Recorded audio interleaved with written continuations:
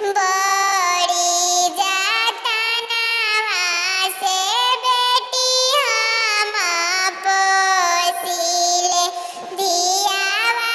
धूमिला जानी होय धियावा धूमिला जानी होय एतना बचन जब सुनेले कवन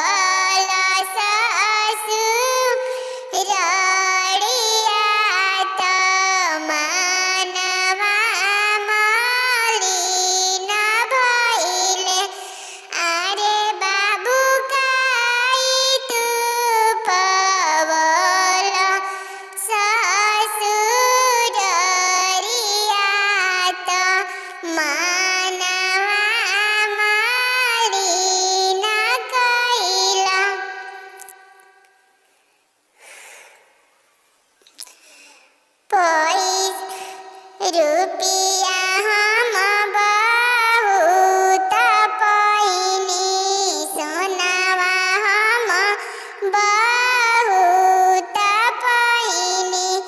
अरे माइए को नाही पहिनी धेनु गैया त मानवा मलिन भइले अरे आमाए को नाही पवनी धेनु गैया त मानवा मलिन भइले रुपिया हम फेरि देबो सोनावा हम फेरि देबो अरे बाबू हम करबो दोसरे बियाहवा त जहाँ धेनु गैया मिली है रुपिया जन फेरिया सोनावा जन फेरिया अरे जन तू करिया दूसरे सदिया त गाँव नगर